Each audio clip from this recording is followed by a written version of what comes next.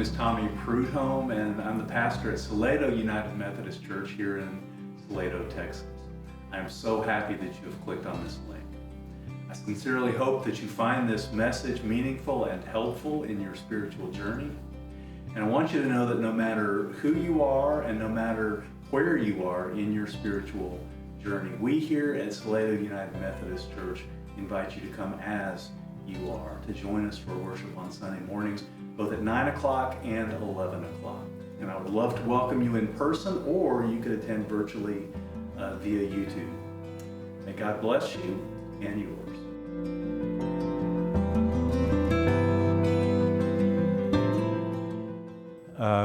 You're fixing to hear some stories of, helping people, but also life change. And when we do this, the idea behind it is not to go in with a preconception of what folks need, but instead to listen to them and maybe learn a little bit from them and help them where they need, help them get what they need in terms that they have identified for us. And so, Earl, could you come up and talk a little bit about, we had 3 different teams. We had one that went to Sager Brown in Louisiana, we had one that went to Africa, and we had one that went to Belize. And what we'd like to do is just have them kind of tell a little bit about their experience there. And for each of these teams, if we could have the members of the team come up and just sort of maybe hang out up at the altar rail so that you can see the folks who are involved in this.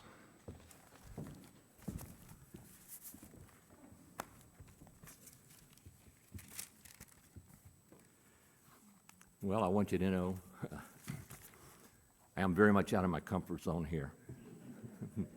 Very much. And if you would remember those words, out of my comfort zone, for just a few minutes, I'd appreciate it. And I think it'll come together, I hope.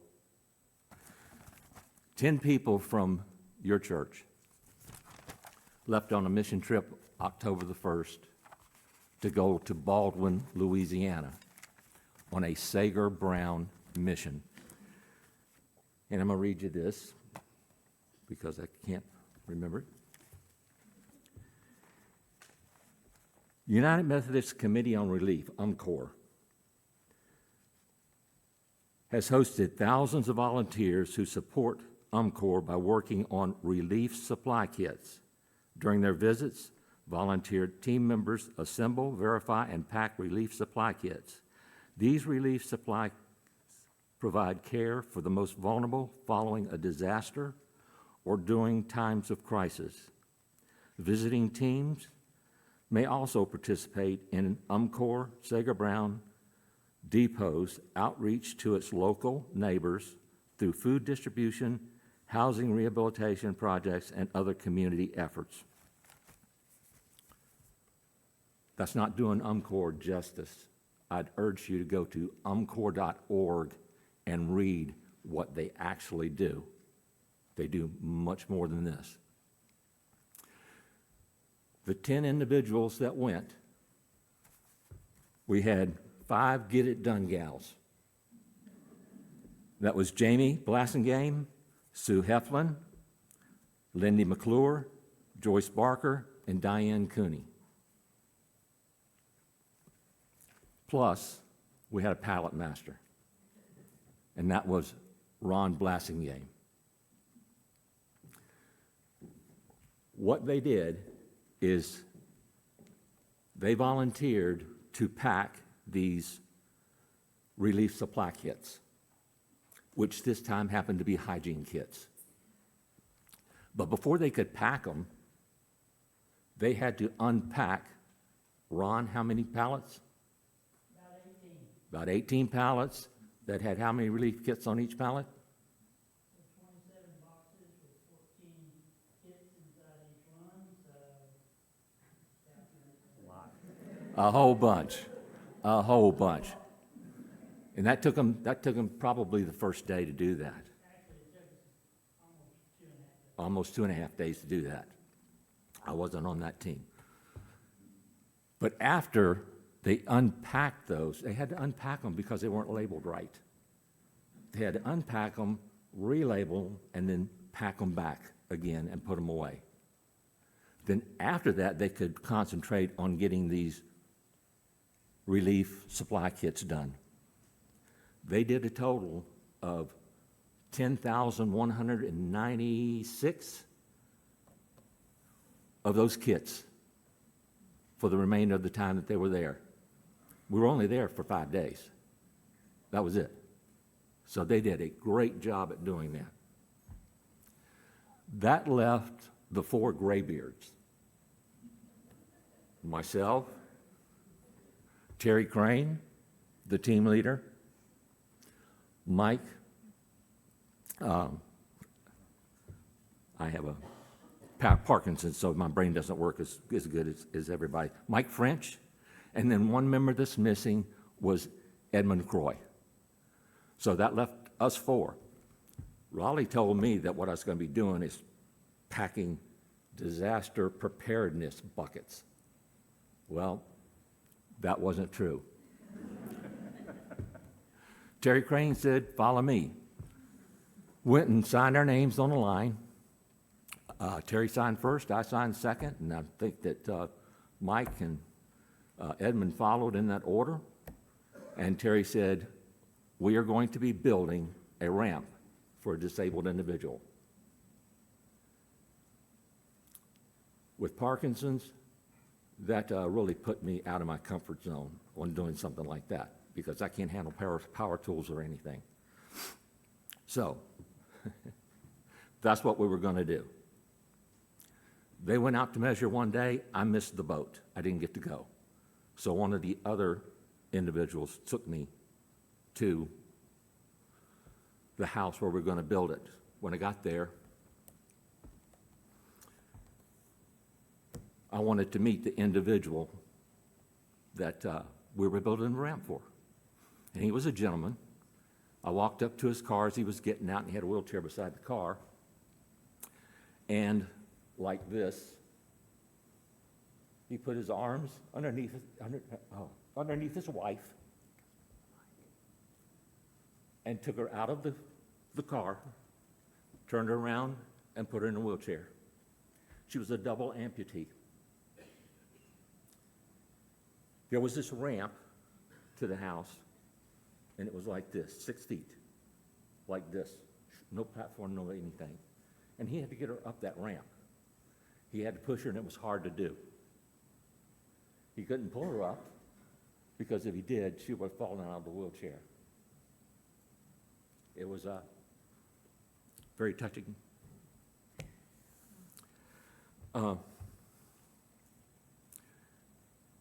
Our mission was not to do these kits, not to visit. A lot of these women went out and visited in the community and did things for people in the community. They played games with them. They helped them with crafts. They cleaned the house and things like that. We built a ramp. That wasn't our jobs, our mission. That was kind of our jobs, our work to do. Our mission, I believe, and Beth and Tommy, you kind of borrowed a little bit of what I was going to do today with feeding people, giving them something to drink, clothing them when they're shivering. These were the ones that were not recognized or ignored.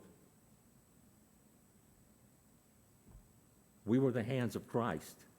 That was our mission. Our mission was to be the hands and feet of Christ and to do this work because Jesus told us to. I want to say one more thing, and then I'm going to get down. Remember the words, out of my comfort zone. 2 things I do every morning when I get up is I say to myself, you've got to tell your wife that you love her. Because I do. The other thing is I've got to say, Lord, I love you. I have to, okay? Well, I'm going to tell you, the first night I was there, and was told that we were going to build a ramp, I was very much out of my comfort zone, very much. The next day when I got up, I said to myself, I love you, hon. And I also said, I love you, Lord. And then I was going to say, but I'm out of my comfort zone, and I don't think I can do this ramp because I have Parkinson's. I can't do anything. So I'm going to tell Terry I'm going to get on another team. But before I could say that, when I said, I love you, Lord, I listened. And I heard, but I love you more. But I love you more. Now, we all know John 3:16. God so loved the world that he gave his only begotten Son, that whomsoever believeth him shall not perish but have everlasting life. Okay? We know that. We know it by heart. We read it, okay? But do we really think about it? Totally. I was led to this. Please bear with me. This is Philippians, my favorites. Verses 2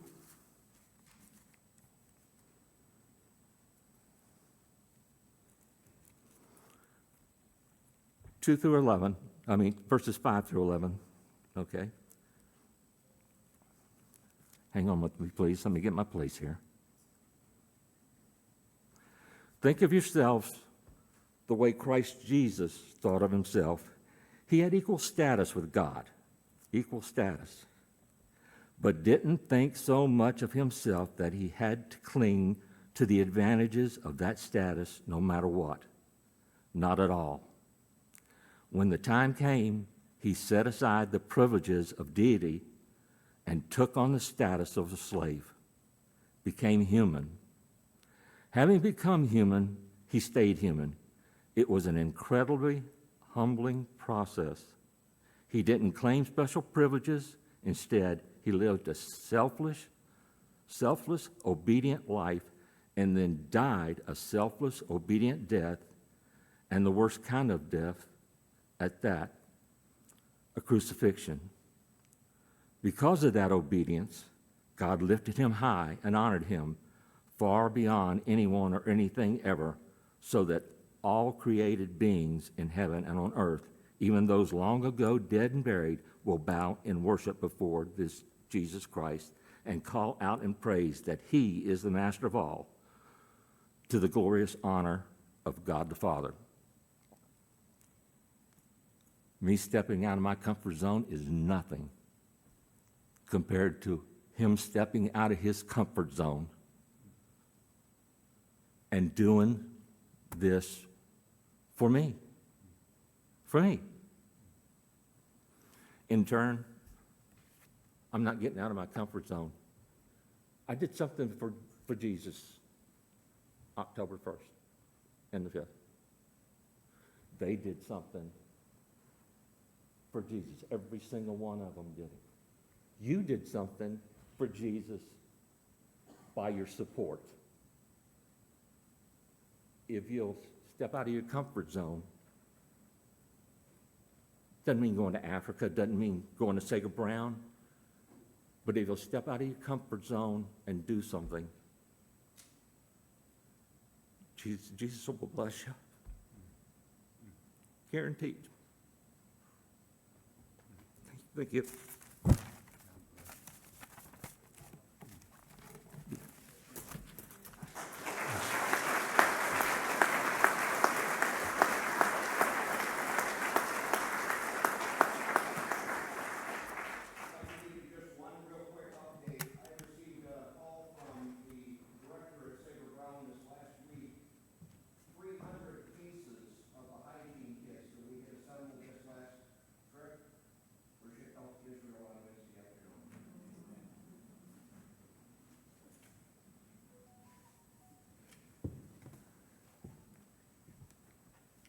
For those of you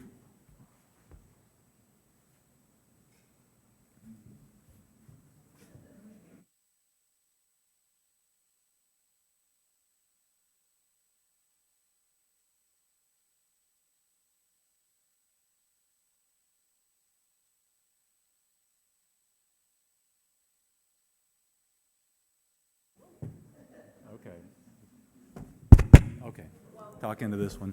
So I just wanted what Terry just said is what was it, 300 kits? 300 cases were sent out and used here recently, so. Good morning. I'd like to ask the members of the Africa team, the Kenya team, to come forward, please.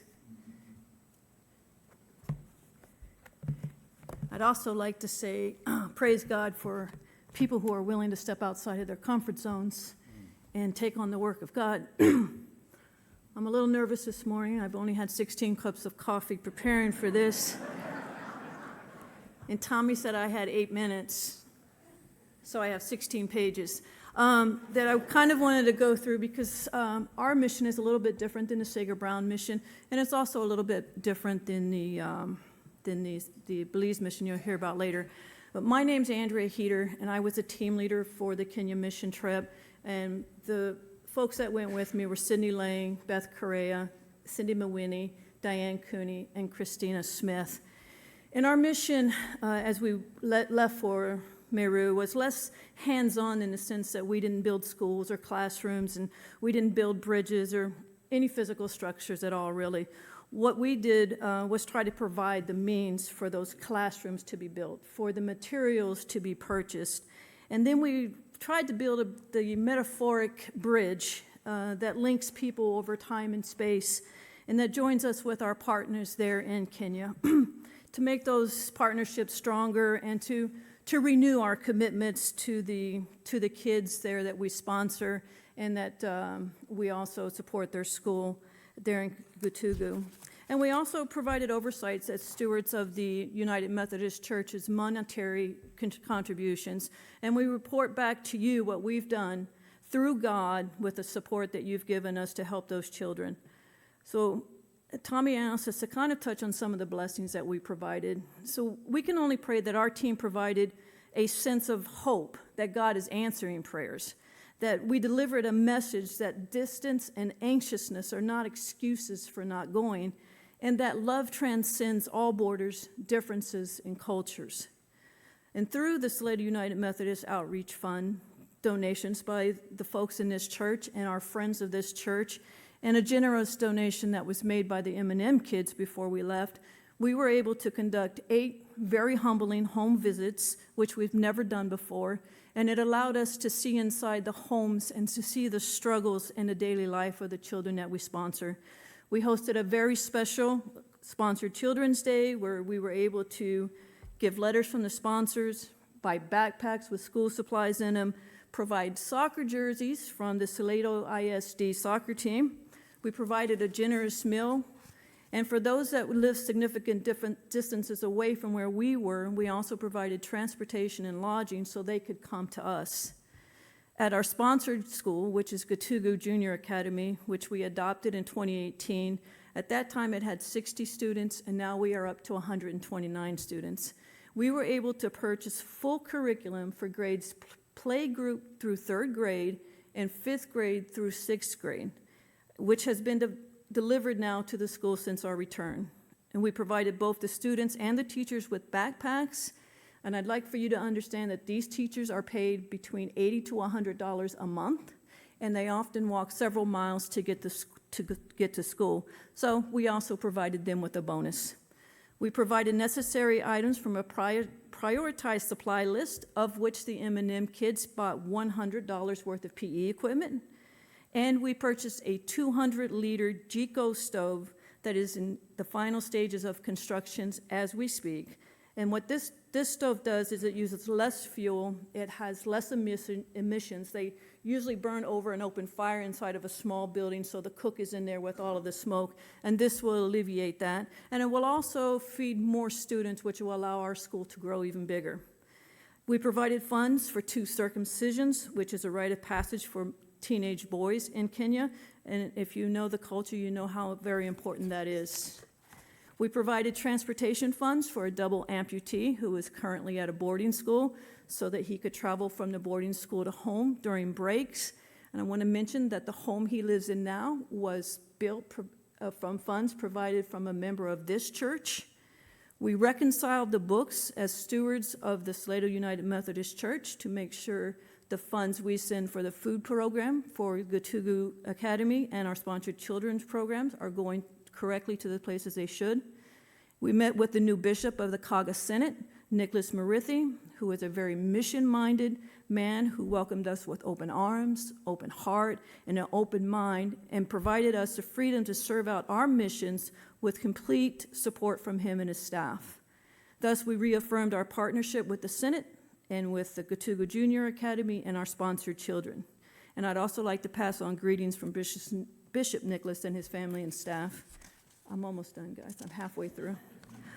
We also made a donation to Love, Peace, and Care, which is an organization run by Glory Gatanga, who was sponsored by Bill and Dottie Kyle since the age of 14. And she now works for Nicholas Bishop in the office and has started her own nonprofit organization to help those less fortunate in Meru. And I'd also like to point out that our Crazy Love Sunday School class also made a donation to the same organization to help a young man that was in dire need of assistance. And we provided money to ensure that our sponsored children had a Christmas party this year with gifts of food for the entire family to enjoy over the holidays. Now, I believe that missions are a two-way street, and I've said this many times, and it never fails that God will shine as brightly on the ones that he sends as he does to the ones who he sends us to.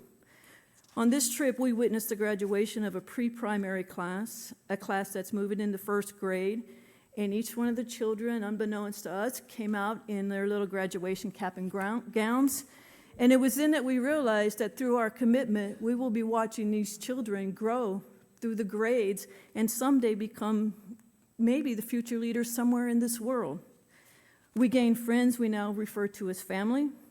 We strengthen relationships and trust with those we haven't seen since the onset of COVID, during which time many changes have taken place. There is now a new bishop in the Methodist Church of Kenya. There is a new bishop in the Senate that we support, and the education system changed in 2017, and our school is slowly catching up to where they are now. We encountered a culture of community where others look out for each other to build them up rather than to tear them down.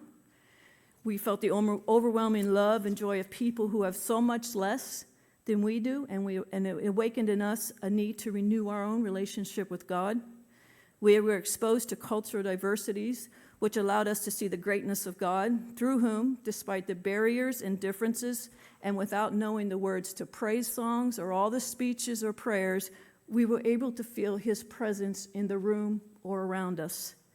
We saw firsthand the importance of connection through face-to-face contact and physical touch.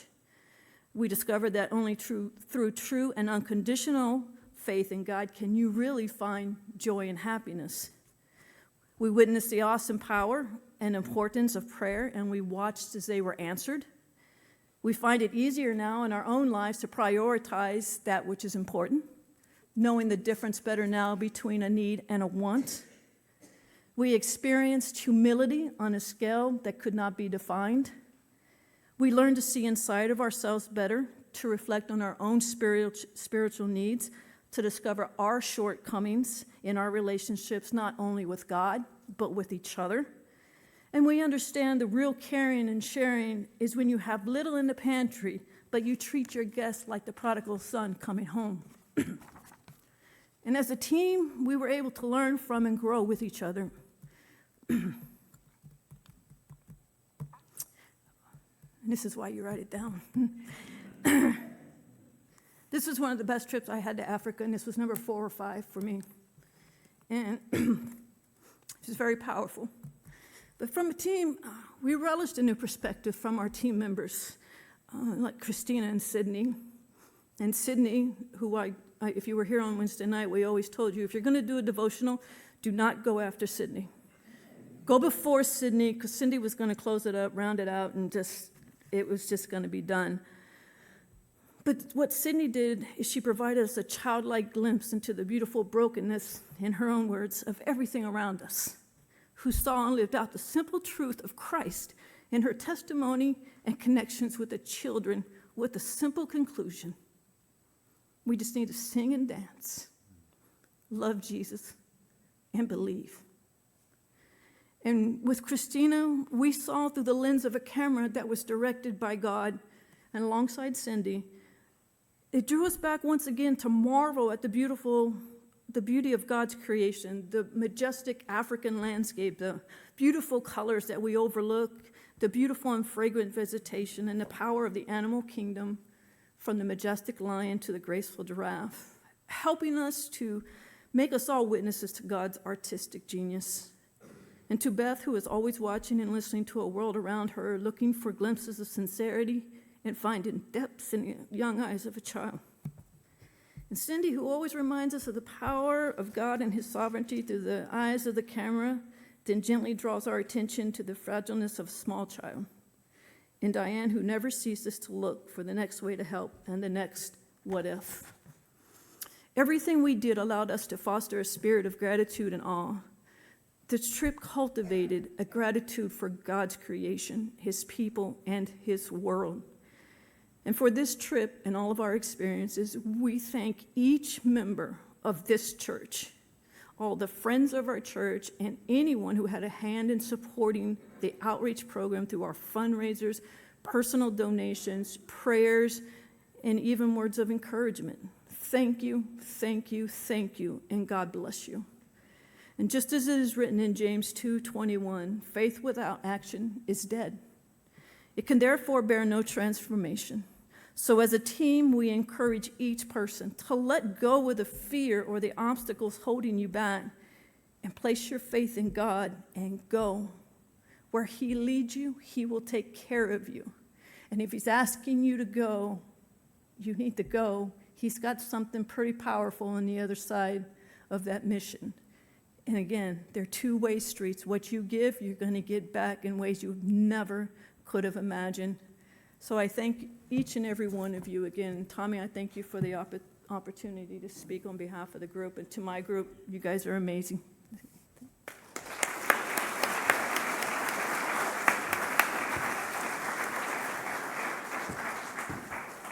All right, could I have the folks from the Belize team who are here to please come up and hang out up here?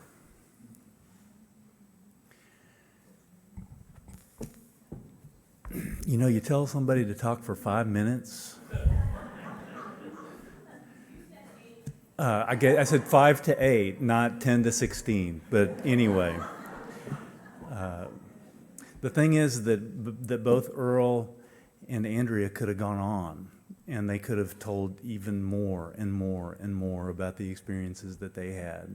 I thank you so much for what you did share with us, and I invite you to talk with them or any member of their team or any member of our team to get a little more, to get a little deeper into the experience, because it's life-changing, not just for the folks who we're helping, but also for those who've gone to help, just like Andrea said.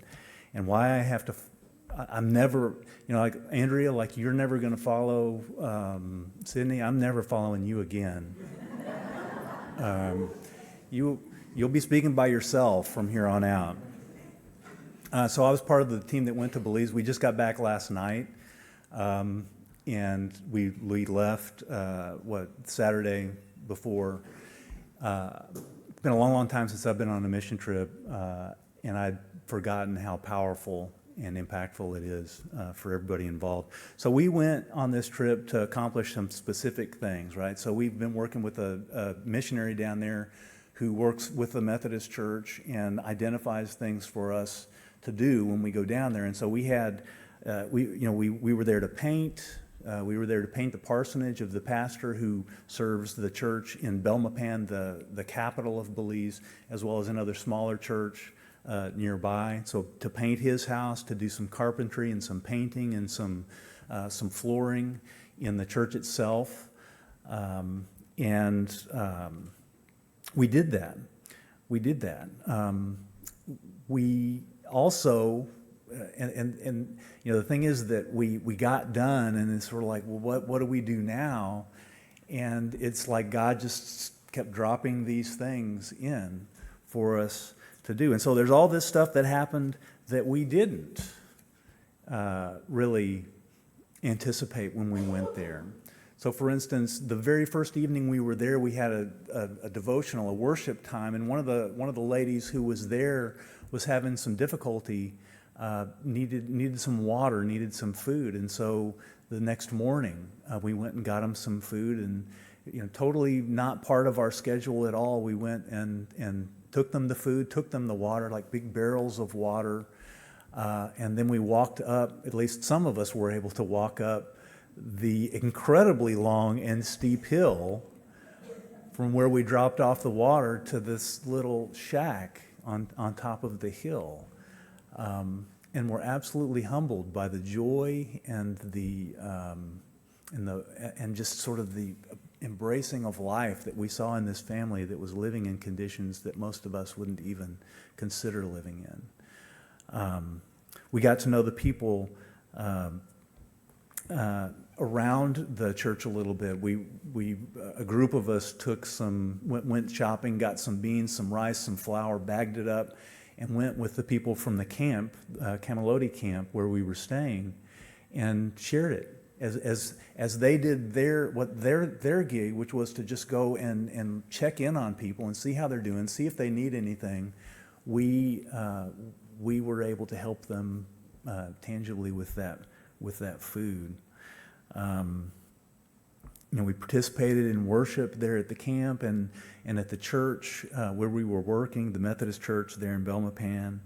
And in the process of doing all of this, we had a devotional time every evening. And Friday evening, as we were sort of reflecting on the experience, we reflected on all of the things that we had accomplished, all of the work that we had done, all of the tangible resources that we had distributed to folks. But I think every single one of us concluded that that's not what it was really about. You heard it from Earl. It was about the relationships. Like the carpenter who came to the camp to work and talk, painting alongside him and learning his story of how he came to Christ and how his family came to Christ, and just getting beat like a drum and dominoes by this guy. Serving hot dogs to folks and hearing their stories, sharing our stories with them, getting to know the guys who worked with us on the work site, getting to know Joey and Heather who ran the camp that we stayed at. I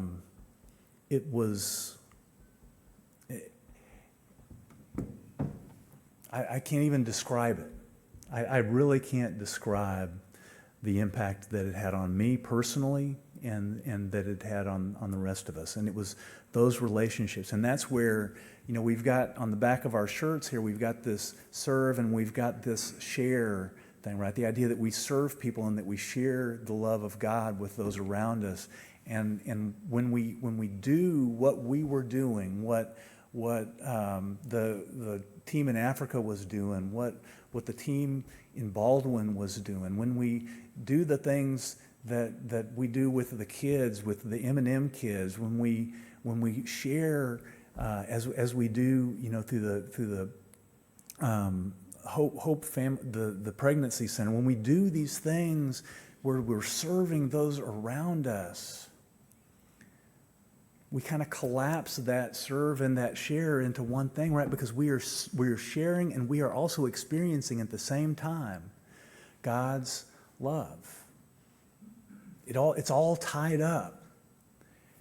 And so, I definitely encourage any of you who haven't yet had the opportunity to serve in this kind of tangible way, where you can see the effect of what you're doing in that moment and where you can enter into a direct relationship with the people that you're helping. I absolutely encourage you to do that if you have the opportunity.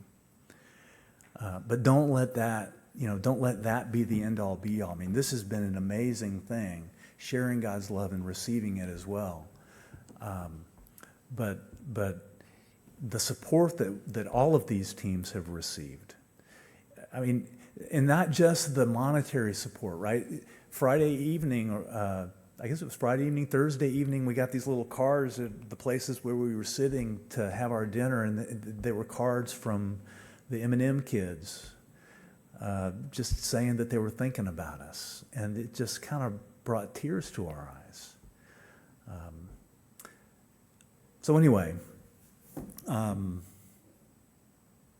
this has been a really eye-opening experience for me in terms of the way that this church reaches out to the community around us, and not just the community right here in Salado, although that's important and we do a lot of that, but reaching to the very ends of the earth to share God's love. And that's what it's all about, is sharing that love, experiencing that love through sharing that love, living in that love. So would you join me now in prayer? Loving and almighty God, you have blessed us, and you've blessed us for a purpose. You have blessed us to be a blessing. God, you love us. But we know that you don't just love us. You love all those folks out there who haven't been blessed as we have, who don't have the same opportunities that we have. You love them. And you have blessed us so that we can help them, so that we can feed them, so that we can clothe them, so that we can console them, so that we can visit them, so that we can be with them and share with them your presence, your life. And Lord, we thank you for that. We praise you for that. We praise you in the name of the one you sent to save us, Jesus Christ.